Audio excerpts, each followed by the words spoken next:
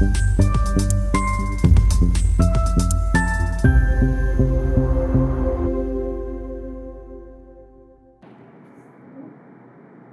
मित्रांनो. झुरळ आंदोलनामुळे मलाही थोडंसं टेन्शन आलं होतं की काय चाललंय काय, की एखाद्या देशात 50,000 देशभरात म्हणतोय मी, जर लोक एकत्र आले आणि त्यांनी हिंसाचाराचा वापर सुरू केला तर अगदी मोदी सरकारलाही झुकावं लागतं. गृहमंत्री अमित शहाही हतबल होतात का, अशा दृष्टीने मी या सगळ्याकडे बघत होतो. पण आज संसदेमध्ये विरोधी पक्षनेते राहुल गांधी यांना बघून माझा कॉन्फिडन्स परत आला, आत्मविश्वास परत आला. कारण आज चर्चा होती नीट परीक्षेच्या पेपर फुटीनंतर विद्यार्थ्यांमध्ये जो असंतोष होता, तर परीक्षा पद्धती निर्दोष कशी व्हावी आणि जर कोणी पेपर फोडला भविष्यात तर त्याला जरब बसावी, यासाठी संसदेमध्ये विधेयक सादर करण्यात आलं. ते लोकसभेत मंजूरही करण्यात आलं. त्याच्यासाठी 6 तासांच्या चर्चेचा वेळ राखून ठेवला होता. ती चर्चा बरीच लांबली, कारण काल ही चर्चा सुरू झाली. काल रात्री उशिरापर्यंत संसदेचं कामकाज चालू होतं. प्रियंका गांधी काल बोलल्या, आज राहुल गांधींची वेळ होती.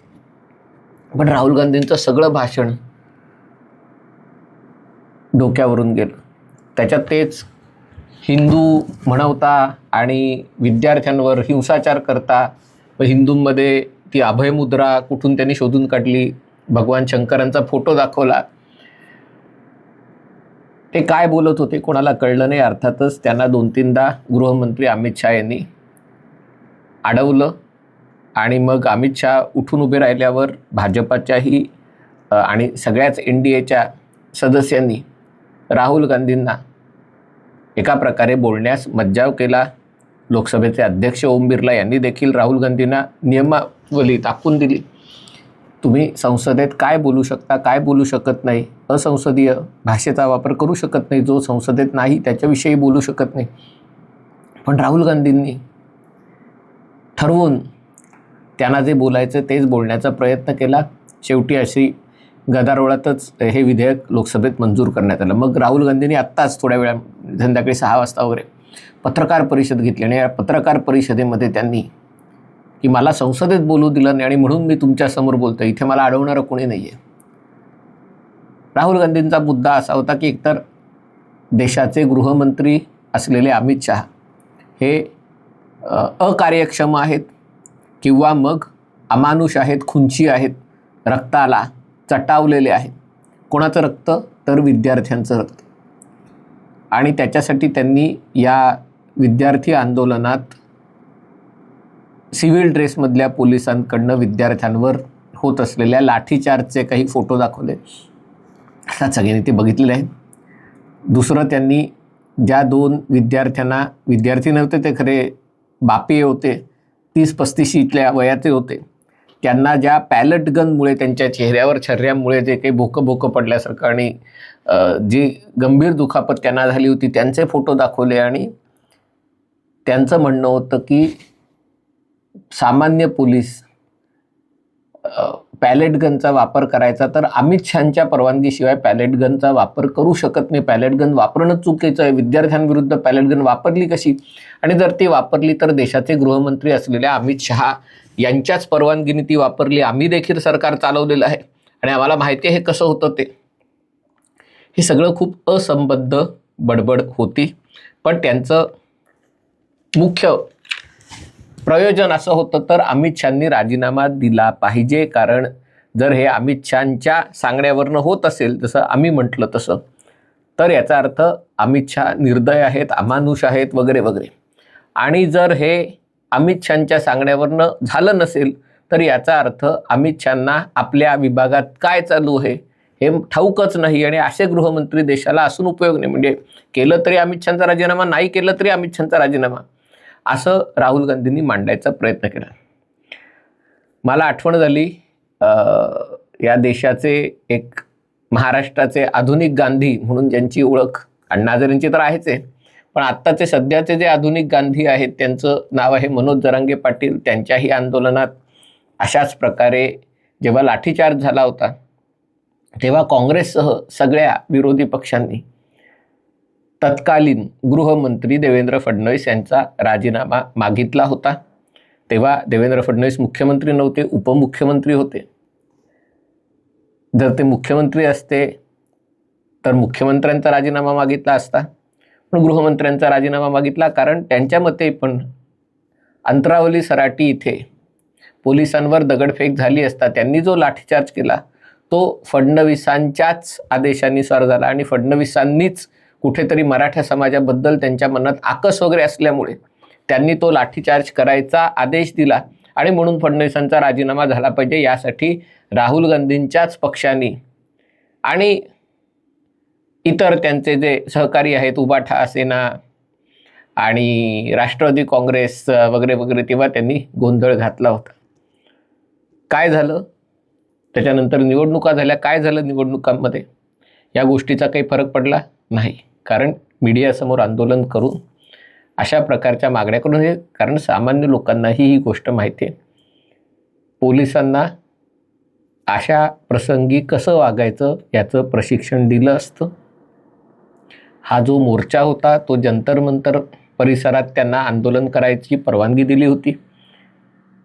जेव्हा त्यांनी घोषित केलं की आम्ही संसदेवर चाल करून जाणार आहोत, तेव्हा त्यांना सांगण्यात आलं होतं की संसदेवर जेव्हा हाऊस चालू असतं, अधिवेशन चालू असतं, अशा वेळेला संसदेवर मोठा मोर्चा नेणं आणि त्याला जर हिंसाचार झाला, गालबोट लागलं, तर त्यातनं पुन्हा एकदा मागे 13 डिसेंबरला जसा संसदेवर हल्ला झाला तशी परिस्थिती निर्माण होऊ शकते आणि त्यामुळे तुम्ही जाऊ शकत नाही, परवानगी नाही. तरी देखील बॅरिकेड्स लावण्यात आली होती, बॅरिकेड सील करण्यात आली होती. तरी विद्यार्थ्यांमधले जे धटिंगण होते त्यांनी ती बॅरिकेड्स पाडली, त्याच्यावरनं त्यांनी मार्च केला.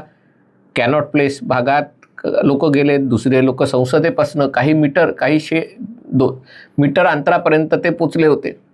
आणि अशा परिस्थितीमध्ये देशाचे जे रॅपिड ॲक्शन फोर्स आहे किंवा इतर ज्या सगळ्या पॅरामिलिटरी युनिट्स आहेत, दिल्ली पोलीस आहेत, यांना असा प्रसंग उद्भवला तर काय करायचं याचं मॅन्युअल असतं, त्याचं प्रशिक्षण झालेलं असतं. नुसतं कागदावर नियम नसतात. अशी परिस्थिती झाली तर कशी हाताळायची याचे त्यांचे रंगीत तालीम होत असते आणि त्यानुसार ते वागले होते. पॅलेट गन्सचे फक्त 2 शॉट, 2 राऊंड म्हणजे 2 गोळ्या पॅलेट्सच्या डागण्यात आल्या होत्या. आता त्या कशा डागल्या त्याची चौकशी होईलच, पण या सगळ्या गोष्टीचं फॉरेन्सिक रेकॉर्ड असतं. पोलिसांनी समजा गोळीबार केला तर त्याच्या किती गोळ्या मारल्या त्याचा रेकॉर्ड त्यांना द्यावा लागतो, त्याचा हिशोब द्यावा लागतो. असं नसतं की बॉलिवूड पिक्चरमध्ये दाखवतं की कोणी मशीन गन घेतं आणि तड फायर करतं. आणि त्यामुळे पॅलेट गनच्या फक्त 2 गोळ्या चालवल्या. लाठीचार्ज तिथे झाला जेव्हा संसदेच्या जवळ ह्या धटिंगणांनी गोंधळ घालायला सुरुवात केली, जिथे जंतर मंतरच्या इथे लाठीचार्ज झाला नाही. आणि तरी त्याच्यात समजा काही एक्सेस झाला असेल, अशा वेळेला काय होतं की परिस्थिती इथपर्यंत आले तर काय करायचं, त्याच्या पुढपर्यंत आले तर काय करायचं, याचा प्रोटोकॉल ठरलेला असतो आणि त्यानुसार पोलीस वागलेले आहेत. तरी समजा, कारण एवढ्या संख्येने जेव्हा आंदोलक चाल करून येतात तेव्हा पोलिसांवरही दबाव असतो आणि समजा एखाद्या पोलिसाच्या हातून काही जे करायला नको ते केलं गेलं असेल तर त्याची चौकशी होते. पण मुद्दा हा आहे का तर नाही आहे. याचं कारण म्हणजे हे विधेयक कशाबद्दल होतं, पेपर फुटी झाली तर तो जे संबंधित असेल त्यांच्यावर शिक्षा झाली तर, आणि ती शिक्षा होण्यासाठी त्या कायद्यामध्ये, विधेयकामध्ये काय त्रुटी आहेत, त्या त्रुटी कशा दुरुस्त करता येतील याच्याबाबत जर राहुल गांधी बोलले असते, काँग्रेस काही बोललं असतं तर ठीक आहे, पण याच्याबद्दल त्यांना काही विषयच नाही. म्हणजे उद्या जर पेपर फुटी झाली, समजा झाली, तर पुन्हा त्यांना बोलायचा नैतिक अधिकार आहे का? नाही. कारण आज जी संधी होती की या पेपरफुटी होऊ नये म्हणून कायद्यामध्ये काय सुधारणा करता येतील, विधेयकात काय बदल करता येतील, त्याच्याबद्दल ते बोललेच नाहीत. आता सांगायचा मुद्दा झाला की विद्यार्थ्यांविरुद्ध लाठीचार्ज केला जाऊ शकतो का किंवा पॅलेट गनचा वापर केला जाऊ शकतो का? तर मला आठवण करून द्यायची राहुल गांधींना. मी शिखांच्या हत्याकांडांबद्दल बोलणार नाही. अमित शहानी सांगितलं कशा प्रकारे हजारो शिखांना दिल्लीत पोलिसांच्या समोर मारण्यात आलं, मी त्याच्याबद्दल जाणार नाही. आसाममध्ये ऑल आसाम स्टुडंट्स युनियन, आसू, हिची स्थापना कशासाठी झाली? जेव्हा काँग्रेसच्या शासन काळामध्ये बांगलादेशमधनं घुसखोरांना इथे आणून वसवायला काँग्रेस सरकारने सुरुवात केली, आसामची लोकसंख्या बदलायला लागली, आसामची अस्मिता धोक्यात आली, तेव्हा आसाममधल्या विद्यार्थ्यांनी आंदोलन पुकारलं. त्यांच्या मागण्या काय होत्या? त्यांच्या मागण्या त्याच साध्या मागण्या होत्या की बाहेरनं लोक आणून इथे वसू नये. नंतर दुसरी मागणी होती की जे घुसखोर आहेत त्यांना बाहेर काढावं. 24 मार्च 1971ची कट ऑफ डेट आहे, त्याच्यानंतर कोणीही येता कामा नये. आसामच्या सांस्कृतिक अस्मितेला काही बाधा पोचू नये याच्यासाठी पावलं उचलावीत. आणि तरी देखील आसाम मध्ये काँग्रेसनी दडपशाही केली, विद्यार्थ्यांनी आंदोलन केलं. या आंदोलनात 860 जणांना मारण्यात आलं. 860. मी संयुक्त महाराष्ट्र आंदोलनात म्हणत नाही, तिथे गोळ्या घालून 106 लोकांना मारणारं कोण? काँग्रेस सरकार. दोषी कोण? संघ परिवार आणि भाजपा. कारण का? कारण उभाठा यांना वाटतं की आमचे लोक जेव्हा या सगळ्या आंदोलनात होते तेव्हा भाजपाचे जनसंघाचे लोक काय करत होते, हे स्वतः काँग्रेसच्या मांडीला, ज्यांनी गोळ्या चालवल्या त्यांच्या मांडीला मांडी लावून हे बसणार आणि विचारणार जनसंघाचे लोक काय करत होते, राष्ट्रीय स्वयंसेवक संघाची भूमिका काय होती मुंबईबद्दल. राहुल गांधी पण त्याच वळचणीतले. आणि त्यामुळे आज जो सगळा फियास्को झाला संसदेत आणि नंतर त्या पत्रकार परिषदेत, त्यांना असं वाटतंय की या आंदोलनाचा विषय घेऊन धर्मेंद्र प्रधान यांच्यानंतर अमित शहाचा राजीनामा घेता येतील, तर ते मूर्खाच्या नंदनवनात राहत आहेत. राहुल गांधी मूर्खाच्या नंदनवनात राहत आहेत. अमित शहा गृहमंत्री असताना या देशात नक्षलवाद पूर्णपणे संपुष्टात आलेला आहे. काँग्रेसची सत्ता असताना देशातले 1/3 600हून जास्त जिल्हे देशामध्ये आहेत. त्या 600 जिल्ह्यांपैकी जवळपास 200 जिल्ह्यांमध्ये नक्षलवाद फोफावला होता. देशाच्या अनेक भागात गृह मंत्रालयाच्या सुरक्षा दलांना जाणं जिकिरीचं होतं. काश्मीरमध्ये काय परिस्थिती होती? कलम 370 रद्द करून आज काश्मीर पूर्ववत झालाय, तो अमित शहांच्या काळात झालेला आहे. आता ड्रग्स विरुद्ध मोठं युद्ध पुकारलंय आणि कदाचित त्याचा त्रास राहुल गांधींना होत असेल. कल्पना नाही कशाचं सेवन करून त्यांना ही बुद्धी होते अशा प्रकारची बाजू मांडण्याची. या उलट जेव्हा बाटला हाऊस एन्काउंटरमध्ये दहशतवाद्यांना मारलं होतं तेव्हा सोनिया गांधी ढसाढसा रडल्या होत्या. हा इतिहास आहे, हा लपवायचं काही कारण नाहीये. पण तो उघाडायचंही तसं कारण नाहीये. कारण हा विषय बरोबर आहे की तुम्ही 2026 बोला ना, 1971 साली काय झालं, 1982 साली काय झालंय, कशाला काढता?